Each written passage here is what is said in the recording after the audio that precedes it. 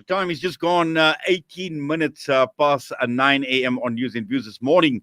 Now, we've seen the support for the people of Palestine in identifying with the cause, identifying with the suffering taking place in all forms and intents and purposes. And a few days ago, there was a night vigil that took place at Wits University.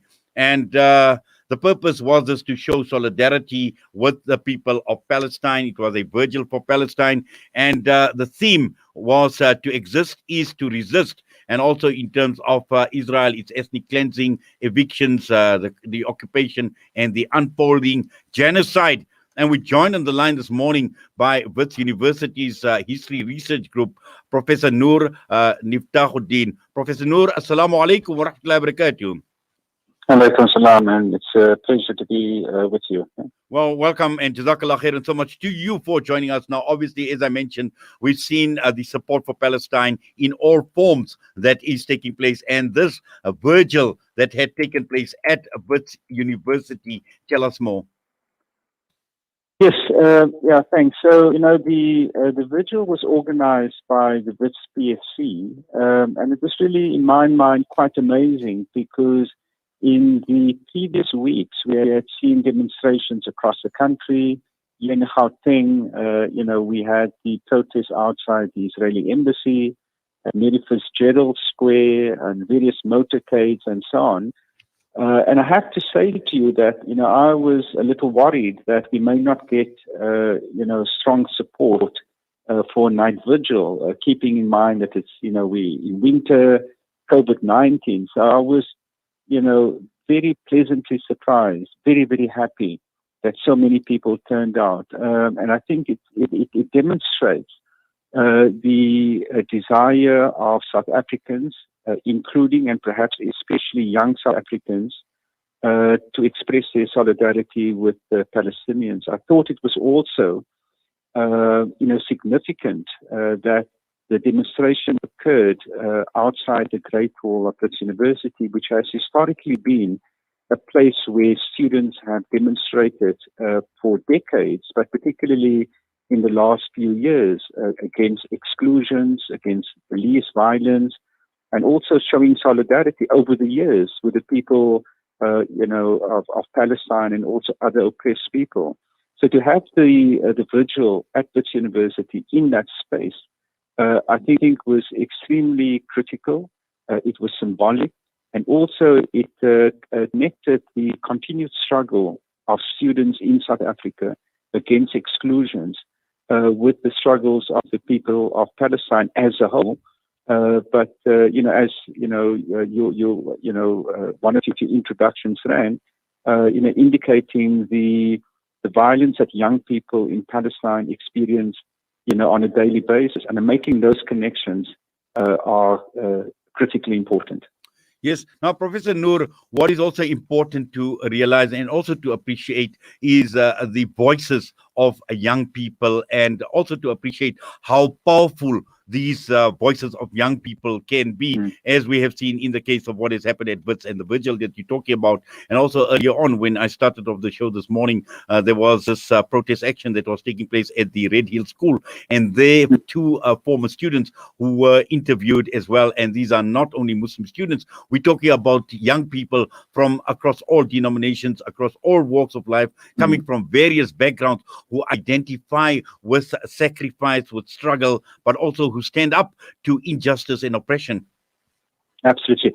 I think that what we're witnessing, and there's been other moments of this, like the Black Lives Matter movement, like the Fears Must Fall movement, like the movement against gender-based violence, against femicide, is that young people are again beginning to find a voice against oppression, a voice against the silencing of discussion, of debate. They're beginning to express their views more articulately, more powerfully, and in greater numbers against all forms of injustice. And in that, when we look across the world, we can see injustice in the United States, we can see it in India, we can see it in different parts of Europe, we see it in our own country, on our own continent. And for a long time, you'll know this, right? In South Africa, there has been a narrative that the post-apartheid generation is an apolitical generation, that they don't have the political commitment, intention, and voice as previous generations, like of 76 and the 1980s. And what we're seeing is that is shifting in fundamental ways.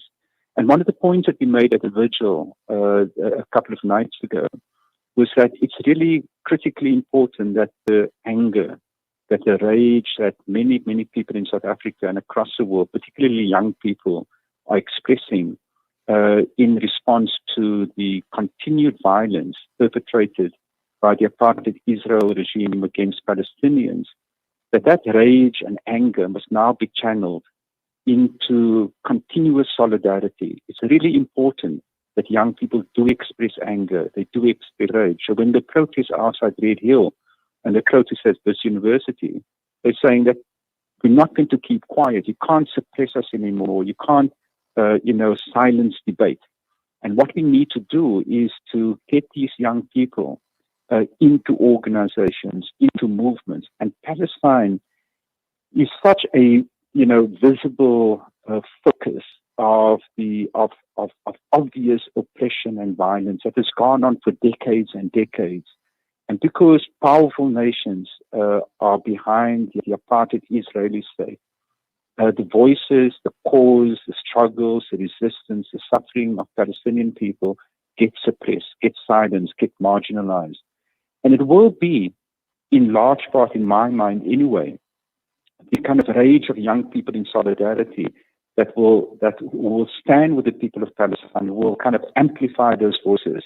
But they need to do more. And this is really one of the, the points that we try to convey, at the vigil. I'm hoping that this generation of young people that we've seen come out in their thousands in South Africa will continue to support the Palestinian cause, because that's really important.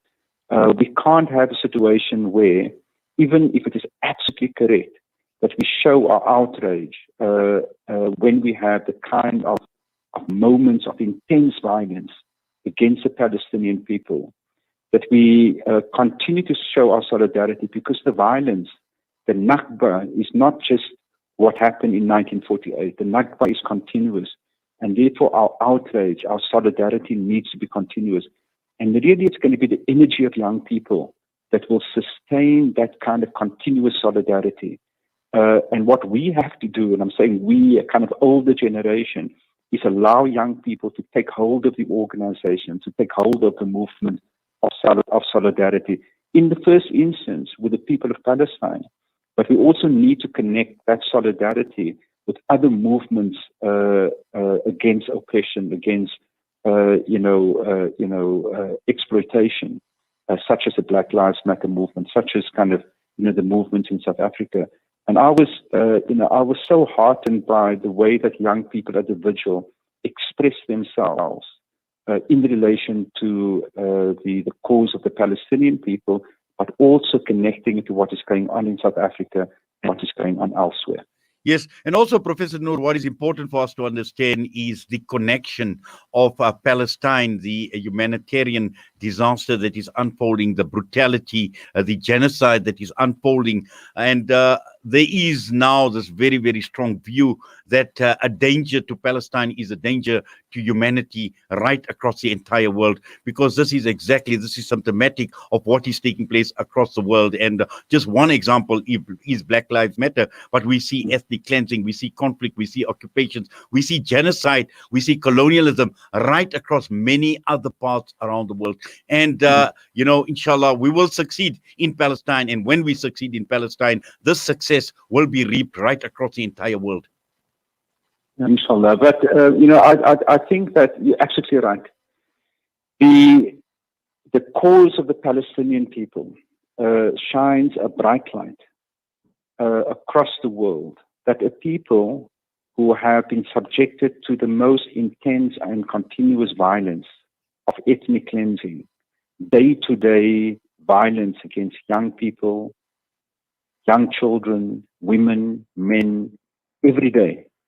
Every imaginable form of oppression and violence gets perpetrated against Palestinian people, whether they're in Gaza, on the West Bank, in the refugee camps, in Israel itself. every day. And what I think more and more people are realizing is that the cause of the Palestinians allows us to see not only the kind of deep oppression of the Palestinian people, but it shows the powers behind the brutality of the apartheid Israeli state. It exposes those other regimes, those other forces, like the United States, like European powers, the former colonial powers, who continue to support a colonial project in the Middle East, and with its allies in the Middle East, like Saudi Arabia and other conservative regimes, including Egypt. And we see that with that, it exposes how other brutal regimes, neo-fascist regimes, conservative regimes, like in the United States under Trump, like the Modi regime, we can see who supports Israel. But it also shows that even though Trump was a neo-conservative, openly supporting the colonial project in Israel, Biden regime is not fundamentally different. Their fundamental position has always consistently been support for apartheid Israel. And therefore, the struggles that are taking place in those countries, like the Black Lives Matter movement, or the farmers in India struggling against the Modi regime, and elsewhere in the world, those are the people involved in those struggles against those regimes are the natural allies of the Palestinian people. Because the struggle of Palestinian people against apartheid Israel is therefore also a struggle of black people, of women, of oppressed indigenous people in the United States, and oppressed people in India, South Africa, Africa. These are all connected struggles against global systems of oppression and exploitation. And we need to connect all of those struggles. But it remains important that we focus our attention on what is going on in Palestine, because if we organize effective solidarity for the Palestinian cause, it will augment, it will support global struggles against oppression and exploitation.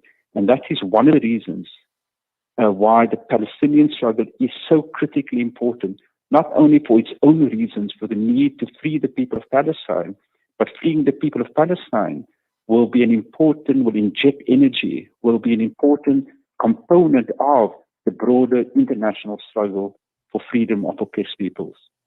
Well, Professor Noor, I must say, Jazakallah khairan so much to you for coming on. We do appreciate your time with us here on Salam Media on News and Views this morning. And all the best to you, inshallah. Assalamu alaikum wa rahmatullahi wa barakatuh. Alaikum salam. It's a pleasure. Professor Noor Nieftagodien joining us this morning, and he is Wits University's History Research Group. A very, very powerful message coming through from Professor Noor this morning. We're going to go for a quick break. We come back. We'll be joined by Abdul Alim Hamza, Islamic Relief South Africa, Palestine Emergency Support.